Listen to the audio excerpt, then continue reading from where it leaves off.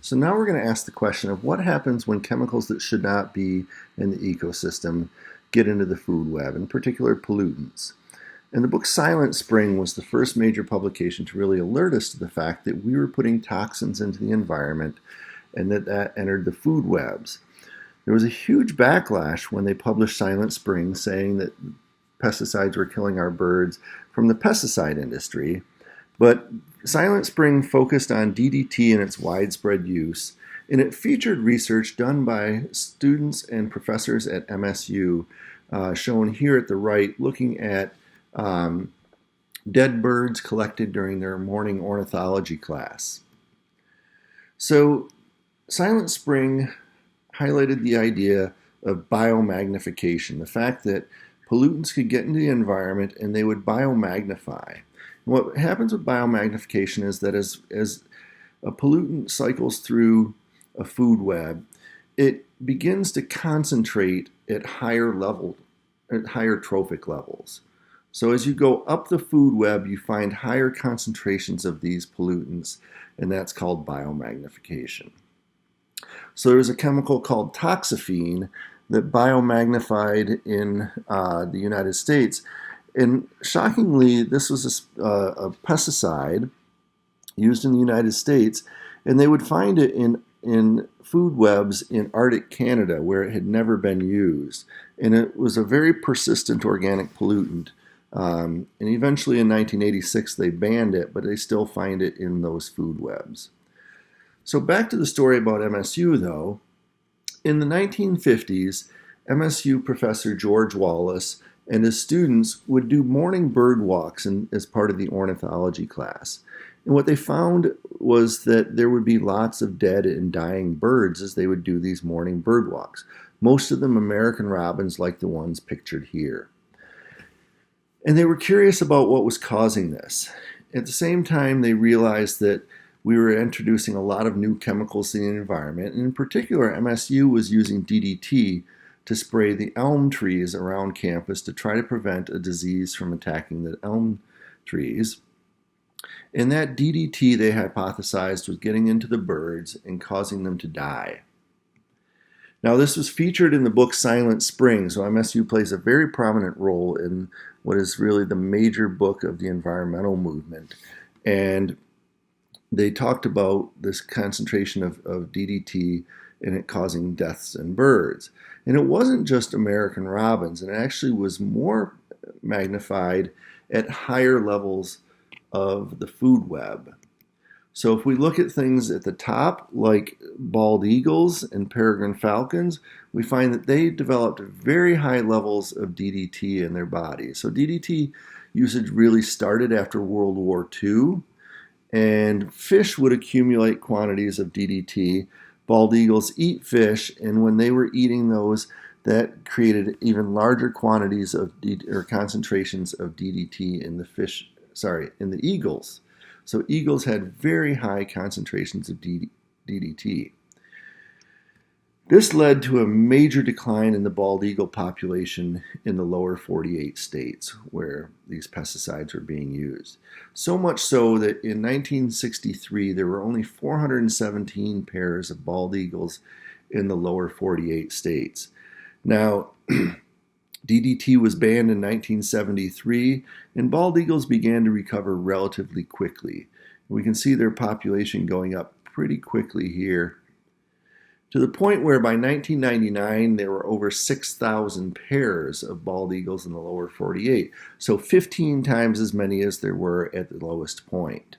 Now, even more surprising is that now in the lower 48, they estimate that there are 316,000 bald eagles. So if we go back to that previous thing of 6,000 pairs, 300,000 bald eagles equates to probably about 50,000 to 75,000 pairs, because there are a lot of young bald eagles as well. But we went from 400 pairs of bald eagles to somewhere maybe around 50,000 pairs of bald eagles in the last 60 years since DDT was banned. Another bird that was impacted by this is the peregrine falcon. The peregrine falcon feeds on birds and especially ducks. It's about the size of a crow. And it's the fastest living organism, can fly over 200 miles per hour.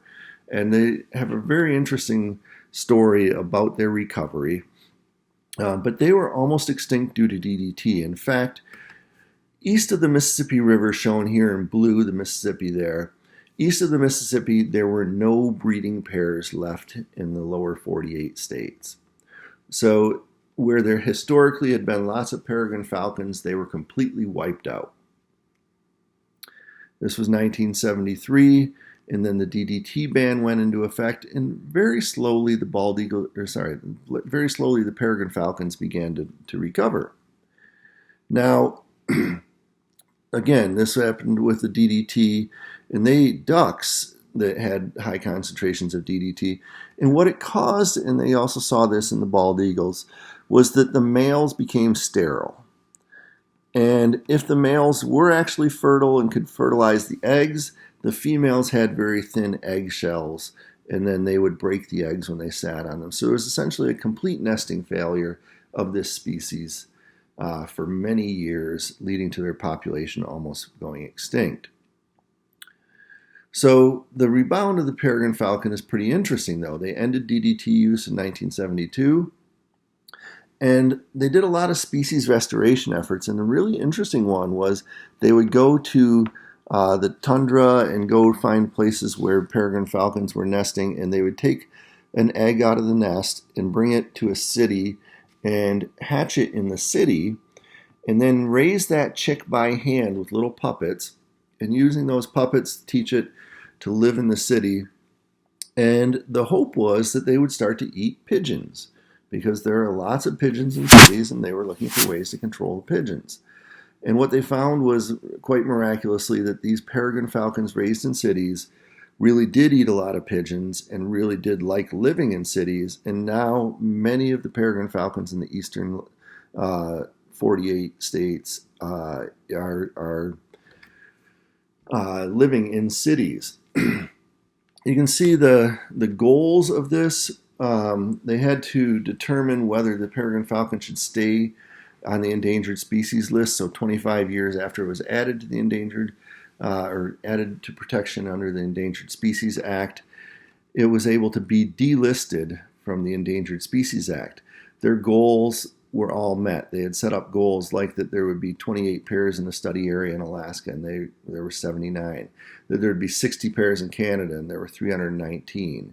That there would be 185 pairs in the Pacific Northwest, and there were 270. And you can see even like the Rocky Mountains, they far surpassed their goals. Here in 1997, you can see the number of pairs of peregrine falcons in all of these states. And again, all of these states here east of the Mississippi had zeros in them in 1972. And by the 1997 had many pairs. Michigan had 8 at that time, and probably has on the order of 20 to 25 pairs now, including 2 pairs in Lansing, one of which nests on Spartan Stadium in a nest box created by the MSU Fisheries and Wildlife Club. The peregrine falcon is a great example of a species that recovered from the poisoning due to DDT. And as we ended DDT use and began a lot of species restoration efforts, within 25 years, essentially, they were able to remove it from the endangered species list and consider it as recovered and doing much better than it had been before. So even though DDT almost wiped out both the bald eagle and the peregrine falcon, we can see that through intensive efforts and through elimination of the source of the pollution, we were able to stop the extinction of these 2 bird species.